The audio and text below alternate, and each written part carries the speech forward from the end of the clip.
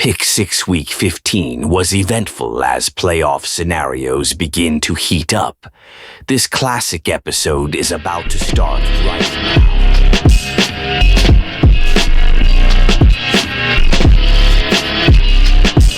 You've seen everything in the season. You know, the coaches have done everything they can do. This is a player-driven team in the last 4 or 5 weeks.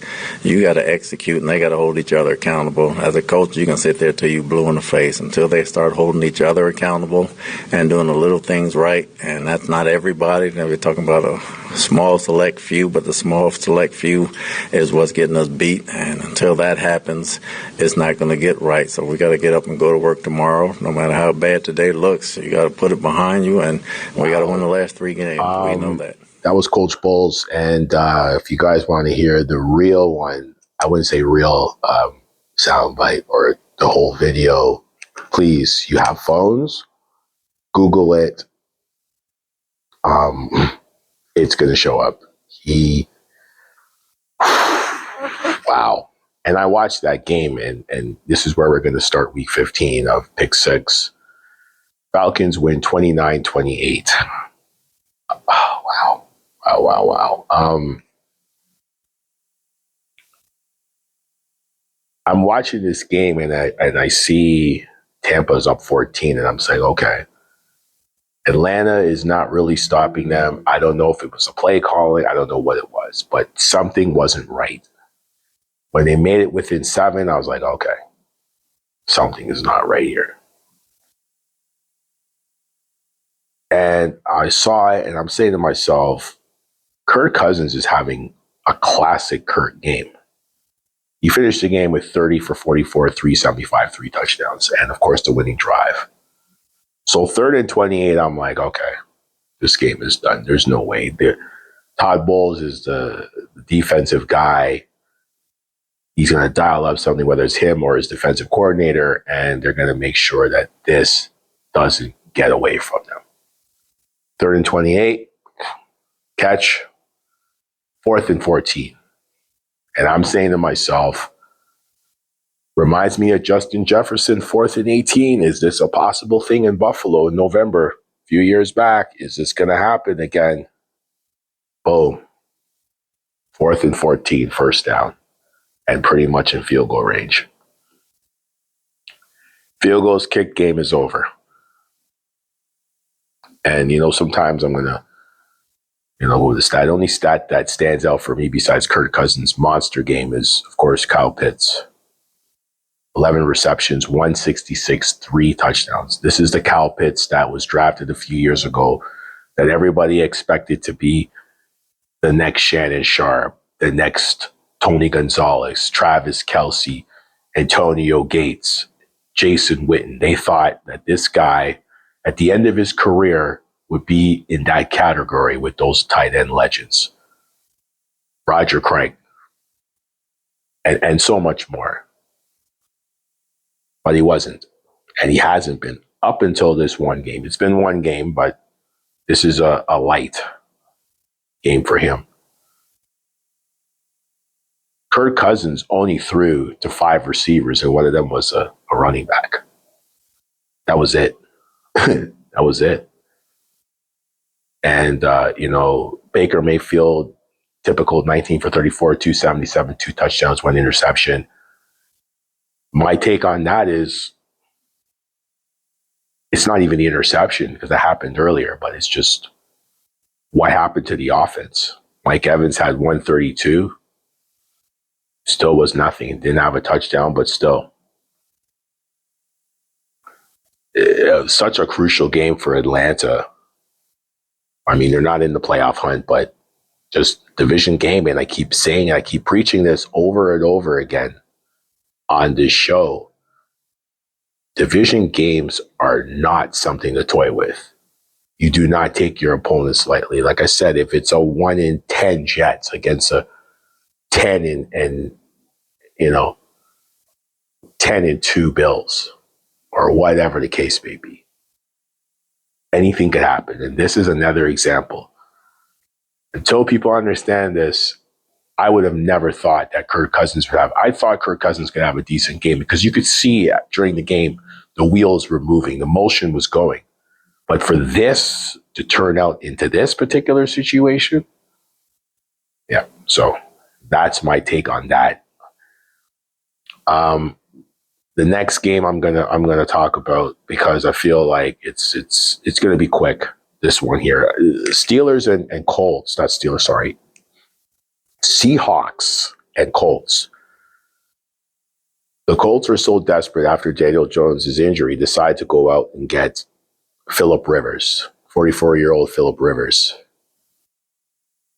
And by the way, Seahawks won 18-16, which was a very low-scoring game. Sam Darnold went for 271. He didn't throw a touchdown.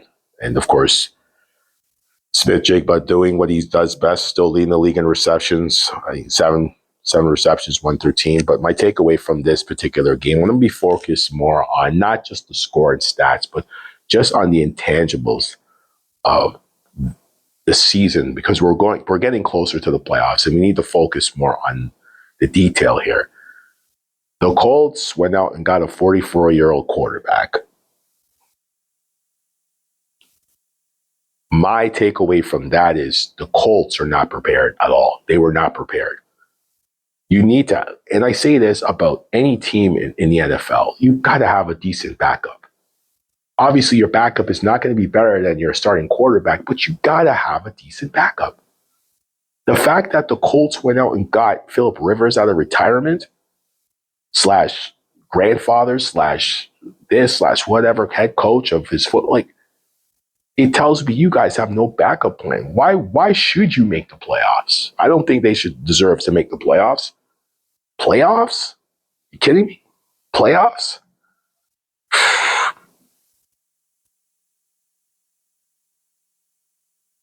I don't understand. Playoffs? You don't have a backup quarterback? And you don't have a backup quarterback at all? You had to go to Phillip Rivers? There's so many guys out there. Even Cam Newton, I guess, expressed himself to be a little disappointed, but that's a whole different conversation. There's so many guys out there. There's tons of quarterbacks out there you could have got. You could have got somebody. This is a very unprepared Colts football team. Very unprepared. That decision alone tells me you guys are unprepared and you should not make the playoffs. Playoffs? You kidding me? Playoffs? Don't talk about it. Playoffs? You kidding me? Playoffs? I just hope we can win a game. Colts, man, you guys gotta make better decisions than that. Like, there's just no way that it's just mind-boggling. Out of all the quarterbacks in that pool of quarterbacks available, they went to Phillip Rivers and they did not have a backup that's prepared. I have nothing else to say. Next game, next order of business, Broncos and Packers. What a game. What a game. Micah Parsons got hurt in that game. Thoughts and respect and prayers to his recovery, and to all the other players that got hurt this weekend, Patrick Mahomes included. Everybody, man. It's injuries in sports are not fun. Any type of injury at all, whether it's a broken finger, it doesn't matter. So before I continue, shout out to all these guys as they recover and get themselves ready to get back, because they will all be back. I never want to see people get hurt, anybody get hurt, anything in sports. But Denver looked better in this game. They just looked more prepared. Jordan Love threw the ball 40 times, 24 for 40. And with 276, 1 touchdown, 2 yards. He's very inconsistent. I'll be honest with you. Josh Jacobs had his 1 touchdown. I mean, Denver, Bo Nix again. 23 for 34, if I'm correct. 302, 4 touchdowns, no picks. He's getting better. He's getting better. This is supposed to be a phenomenal Green Bay defense. And I keep telling people, like, pump the brakes, man. About when the Parsons trade happened, I said, guys, pump the brakes. Calm down. Let's see what this team is. Let's be honest. Green Bay's defense before Parsons' injury was pretty good. But going into Denver with the altitude and all that stuff, Green Bay just didn't know what they were doing from the beginning of the game. And they've had games like that this year. So it was good to see that Bo Nix actually, was able to display himself. I mean, Sean Payton has had to revise his playbook because the fact that Bo Nix is not the Drew Brees type of quarterback, but he has some intangibles that it's working, and Sean Payton is going to do what he needs to do. But this game was just, it was a shootout, but it was a hard hitting game too. If you watched it, it was just hit, hit, hit, hit, hit. Broncos 34-26. Next game, again, they always find a way. The Buffalo Bills, the scrappy Buffalo Bills, 35-31 over New England. Let's just start off with that. And how I'm going to start the game, Josh Allen, before I get to that, 19 for 28, 193, 3 touchdowns. James Cook showed up today. He protected the ball, 22 rushes, 107, 2 touchdowns. I mean, this was more of a ground game. And then, of course, a couple of passes to Dawson Knox for a touchdown. Cooks had one receiving for a touchdown. It was a very feisty performance by the Bills. The Bills were very feisty, but they were just dogs among dogs in this game. Like, they just found ways. They were down 21. I think it was 21-0. But when I saw it, because I did not watch the game in the beginning, let me be clear. When I looked at the score for the first time that afternoon, it was 21-7. And I had spoken to a friend of mine, and he says to me, man, he was completely like, and I said to him, and he can confirm this, it's only the first half. This Bills team is just different.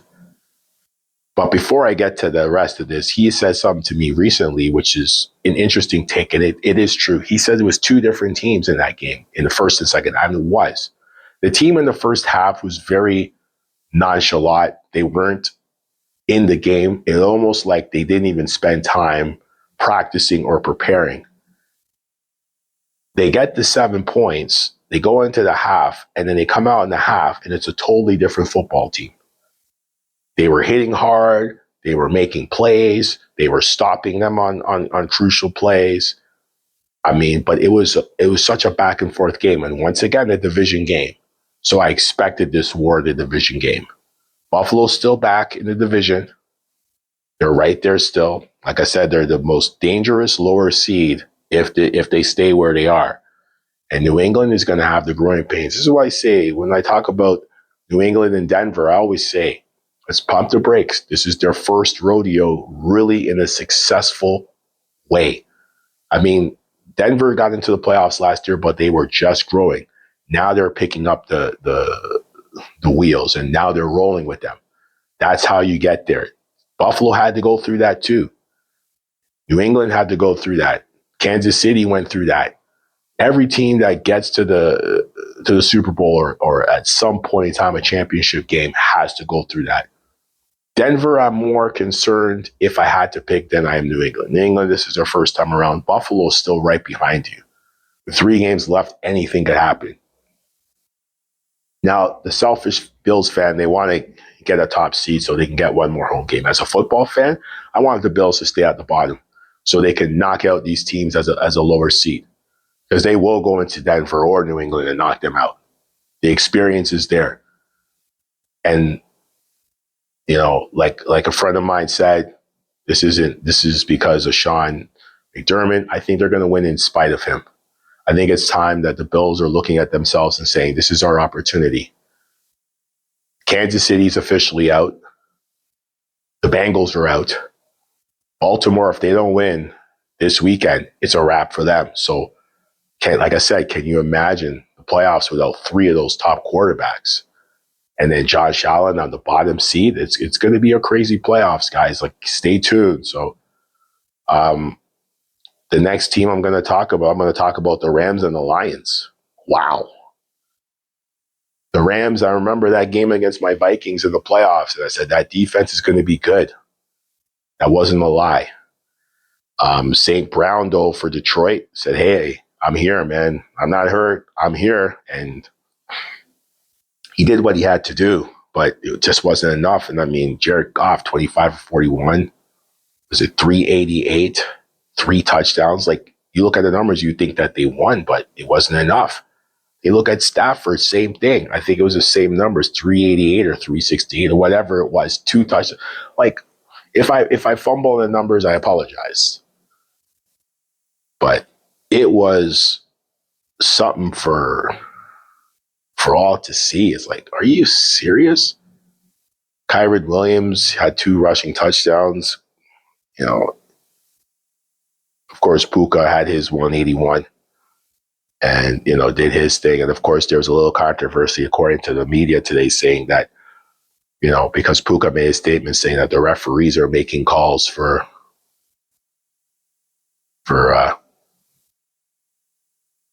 hold on, folks. Hold on. Pause. Sorry about that, ladies and gentlemen. Sorry about that, ladies and gentlemen. Sorry about that. That was, yeah. So, had some mic issues, had to correct that. But back to what I was saying on the show.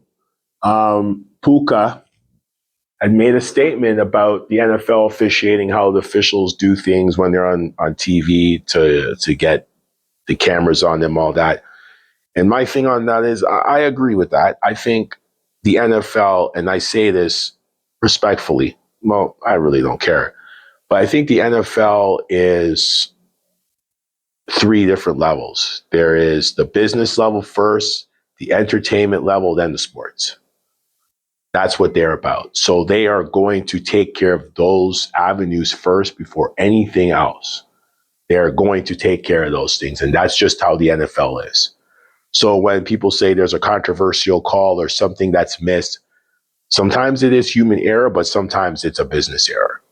We've seen this so many times in the NFL. So when people are trying to say these things don't happen, they do. And that's just the way it is. So I agree with Puka on that. I think most of us who watch the NFL know that there are games like that. Sometimes there's games that you just can't control that are blowouts. I mean, look what the Eagles did to the Raiders, who are completely just a dead horse, and games like that where you just can't control. There's no way. The game is done. But when a game is close, you got to keep your eyes on that. So anyways, next up, Tony Grossi. We're going to hear him, and then we're going to talk about Cleveland and Chicago.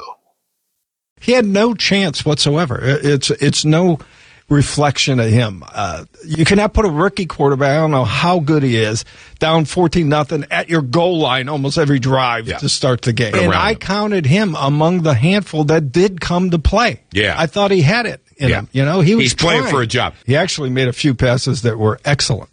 3 of them. To Isaiah Bond, 2 of them. And 1 to Judy, which probably is his best pass in 4 we'll starts. get to Judy. So that was Tony Grossi, a.k.a. Shedeur Sanders' biggest fan. Yeah, right. But, I mean, once reality sets in, this is what happens. This is what happens. You have to talk reality, and he has to talk reality. This Browns team is not good.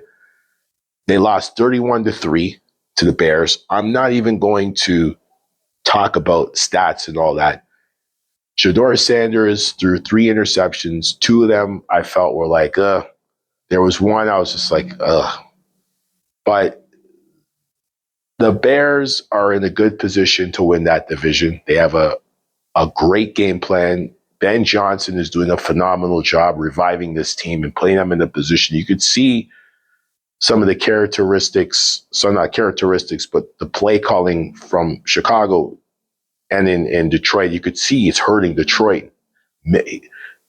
Out of the 2, I will say this before I continue with the Bears and more specifically Cleveland. Detroit really misses their 2 coordinators. They really do. You could see the loss of the 2 coordinators and how it's really impacted Detroit, which is the game I talked about previously. Detroit's trying to overcome these situations. They're trying to make something out of something. They still have the pieces, but they just don't have the play calling that they need. So this is a perfect example where a play caller is such a big integral part of a team's development, offense, everything. Same thing with the defensive court. Aaron Glenn and Ben Johnson leaving Detroit was a huge. That's why their window to winning is very, very small. Same thing in Denver. Whoever their coordinators, I think Vance Joseph is their defensive coordinator. Don't think a job is not coming his way. So you got to make it happen very quick. Otherwise, it's bye-bye. They're gone. The job is waiting for them. So, but back to this particular game, Cleveland is in the same boat as the Miami Dolphins. Until ownership changes, until the culture makes a huge shift, and the culture shift starts from ownership. I don't want to hear, I'm going to hire another GM, another president, another coach, another this. No, it starts from the top, just like with Dallas. When you hear Jerry Jones, I'm the president, GM, owner, this, that. You're never going to win. Dallas, Miami, and Cleveland will never see a Super Bowl as long as that ownership remains. Now, for some other side notes, Tua has been benched by the Dolphins, which is something that I really don't have a real comment to say about that. To be real, why is he getting benched now? You guys are not going to make the playoffs. Your coach is an idiot. I'm sorry. Mike McDaniel doesn't know what he's doing, but now you're going to bench him? Like, to me, it makes no sense to bench Tua. As much as I've been very hard on Tua, why? People say to protect his future. He's always getting concussions. Of course he is. But why now? Are you not trying to win games? Quinn Ewers? Really? I mean, yeah, give him some reps, give him some opportunities to do something. Might as well start Zach Wilson. Don't matter which one you start. It's going to be the same result. Because out of all three of them, the better quarterback is Tua. I'll give Tua credit. He got that arm. He could throw. So the benching is whatever for me. J.J. McCarthy's game against Dallas, that's how you're supposed to win. Simplify that playbook. Keep it short. Give him a short field and he could do something. Every time he gets that short field, he makes something happen. Using his tight ends, using his running back, exactly what he did in Michigan. No different to what he did in Michigan. If you watch the tape, no different to what he did in Michigan. I think the Vikings are realizing, especially Kevin O'Connell, that the only way to get this guy in a position to be successful is to basically kind of modify the playbook. Now, I'm not saying modify completely because this is the NFL. He needs to learn the game. But could he make those throws to could he make those throws to Justin Jefferson? Sure. Sure he can. But he's got to make them. And he's got to throw them. The timing is everything. So if you don't have the timing right, you're not going to make the plays. Things are not going to go right. So, just a lot of other little notes here, but San Francisco beating the Titans, I don't know why they were struggling. Santa Claus could have did a better job, not trying to, struggle with them, but he still got the win and he's going to make the playoffs again. He's going into the playoffs. I don't care whether you like Santa Claus or not. And then Santa Claus is going to get to an NFC championship or a Super Bowl, and he's going to lose. And the craziest thing is LA, Seattle, and in San Francisco are going to be right in the playoffs, battling it out. Somebody's going to go home. Santa Claus could get to the Super Bowl. He's a Super Bowl guy, but he doesn't know how to get to the podium. So he is today, tomorrow, and forever. And of course, with Christmas coming, he's the gift that keeps on giving. Steve Wilkes, fired in New York. And oh man, you trade two key players on your defense, you shuffle things around, then you fire him. Steve Wilkes, I know Steve Wilkes knows what he's doing. He needs a job. Somebody give this guy a job who's got something in place. Like, please, The Jets are nowhere to happen. They're the nowhere of nowheres to happen. Santa Claus, couldn't take the heat, so he fired him after he choked the Super Bowl. I mean, I don't know what to say. I mean, they got Matt Eberflus in Dallas. They could fire him and bring good Matt Eberflus. So, whatever. But, yeah, it's just one of those things, folks. And that's another edition of Pick 6, Week 15. And, of course, Week 16, of course, the Rams in Seattle, Thursday night, division battle. Potentially for first place and a bye and a very power stranglehold on the bye. I mean, Packers and Bears Saturday evening. You got the Bills going to Cleveland, danger game. Chargers at Dallas, danger game. There's a bunch of danger games coming up this weekend. Pittsburgh at Detroit, danger game. And of course, Baltimore against New England. Sunday night, elimination game for Baltimore. If Baltimore loses this game, it's over. It's pack your bags. And of course, Santa Claus going to Indy. I think Santa Claus is going to beat Indy. But again, Week 16 will be happening. And we will talk about that. But that show is going to happen, of course, next week as usual. But ladies and gentlemen, that is Pick 6. I'm out, signing out. Can't do it. Cannot play with them. Cannot win with them. Cannot coach with them. Can't do it.